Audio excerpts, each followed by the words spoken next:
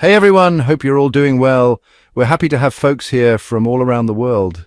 If you're new, welcome to the family. Don't forget to like and subscribe. Enough is enough. We're going to assassinate the Houthi leader. Meanwhile, an Israeli airstrike targeted Yemen. The Houthi attacks have thrown things into chaos, and Tel Aviv's airports are practically shut down. One US congressman even hid in a vegetable fridge during a Houthi missile strike. Washington says Iran is closer than ever to acquiring nuclear weapons, and time is running out. Tehran claims a major breakthrough in defense technology. The U.S. has admitted Ukraine is losing the war, and Turkey is hosting talks that might finally end the conflict. Back to the Yemen-Israel showdown. Experts say this could be just the beginning of a much larger war. According to Israel's Channel 2, Israeli warplanes carried out airstrikes on Al-Hudaydah and Al-Salif in Yemen, claiming they were targeting infrastructure used by the Houthis to transport weapons and impose a naval blockade. Israel's state broadcaster reported that the strikes caused major damage to Yemen's ports. Sky News published a report showing how the Yemeni strikes caused widespread disruption in Israeli airspace, with numerous flights to and from Tel Aviv cancelled. A viral video showed US Congressman Jarvis Galtwell hiding in a grocery store fridge during a missile attack. Israeli officials, including Netanyahu and the defense minister, promised to continue the strikes and even hinted at assassinating Houthi leader Abdul Malik al-Houthi. Israeli Defense Minister Israel Katz said ports and Sana'a airport were destroyed and vowed to hunt al-Houthi the same way Israel pursued Sinwar and Nasrallah.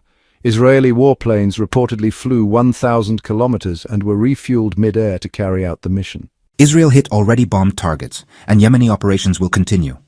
The strikes were ineffective. Analysts in Israel and the West now admit that the Houthis have become a serious military challenge. A Russian-language Israeli site, Casa Info, said the Israeli military adopted psychological warfare tactics after conventional methods failed. They used spokesman Avichai Adrai to issue Arabic threats to bomb Hadida, Al-Salif and Ras Isa. These threats reportedly shut down port activity, effectively creating an economic blockade without firing a shot.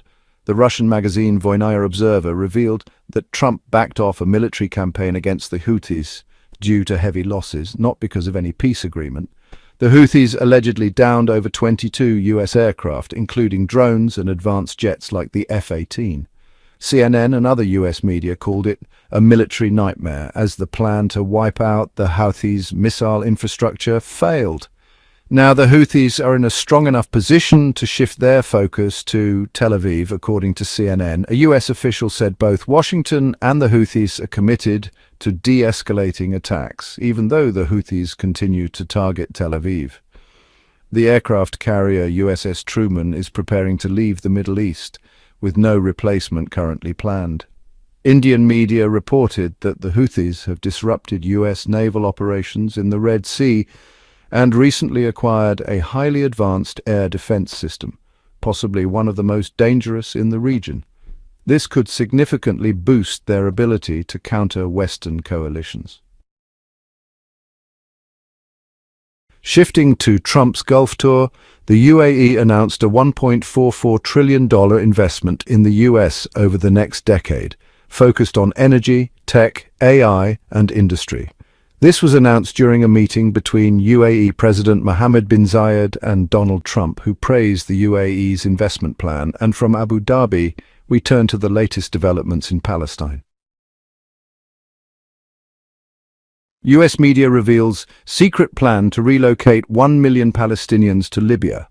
According to US media reports shared with the BBC, there were discussions between the Trump administration and Libyan leaders about a controversial plan to permanently relocate around 1 million Palestinians to Libya. The idea was reportedly tied to an agreement that would unlock billions of dollars in frozen Libyan assets held in the United States. Sources say Tel Aviv was aware of these talks, but no final deal was reached. From Gaza to the escalating situation in Syria, things are heating up again. The Syrian foreign minister described his recent meeting with his US counterpart as very positive, noting that the US supports several parts of the roadmap Syria has followed since the fall of the previous regime. He also said that both sides agreed to set up technical working groups and schedule another meeting within a week. The minister confirmed that the US now sees Syria as a key regional player and a stabilizing force, and expressed Syria's hope to fully rebuild and bring home all displaced Syrians before the end of Trump's presidency. On the US side, Secretary of State Marco Rubio said that Bashar al-Shara requested US help in removing foreign fighters and terrorists, and also expressed a willingness for peace with Tel Aviv. Israel opens quiet channels with Syria. In a diplomatic twist, the Israeli newspaper Yedioth Aharonoth reported that Israel has quietly opened communication channels with the new Syrian government in Baku. This comes amid regional shifts and US backing. The report says Tel Aviv sees the Trump administration's steps as an opportunity to potentially bring Syria into the Abraham Accords. Israel has also kept up ties with some rebel groups during the civil war and treated thousands of wounded fighters in its hospitals.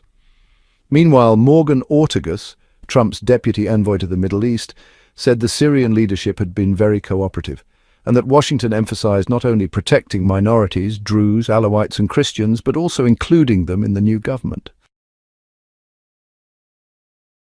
Iran on the edge of nuclear weapons, back to US-Iran relations. The US Secretary of State warned that Iran is now on the verge of acquiring nuclear weapons and emphasized that no Gulf country wants Iran to have that kind of power. He said the decision lies with Iran's supreme leader and expressed hope Iran would choose the path of peace and prosperity rather than destruction. President Trump has stated clearly that Iran will never get a nuclear weapon and hopes that diplomacy can still work, but warned that the offer won't last forever. If Iran doesn't respond, more pressure is likely coming.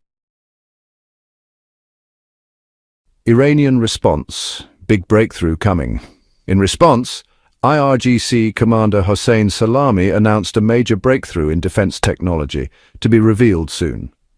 Speaking during a memorial in Tehran, Salami accused President Trump of waging psychological warfare to demoralize the Iranian people. He said the US has a deeply negative image among Iranians.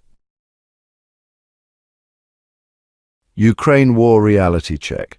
Meanwhile, in Ukraine, Washington is reportedly looking for any way to end the war. Since Putin won't stop unless his conditions are met, the US seems to be shifting toward a realistic resolution that includes those conditions. Sebastian Gorka, a former Trump counterterrorism official, said that the US acknowledges the reality on the ground in Ukraine. The priority now, he said, is to end the bloodshed, not chase unrealistic ideals. Russian Foreign Ministry Rep Rodion Muroshnik said the Istanbul talks could lead to a unified peace agreement, adding that Moscow isn't responsible for Kiev's behavior. According to RIA Novosti, the Kremlin confirmed that a Trump-Putin meeting is necessary to address international issues, especially the Ukraine crisis. They noted that Russia-NATO relations are completely frozen and described the situation as a de facto state of war. Thanks for watching. Thanks so much for watching. Let us know your thoughts in the comments, and don't forget to subscribe and hit the notification bell.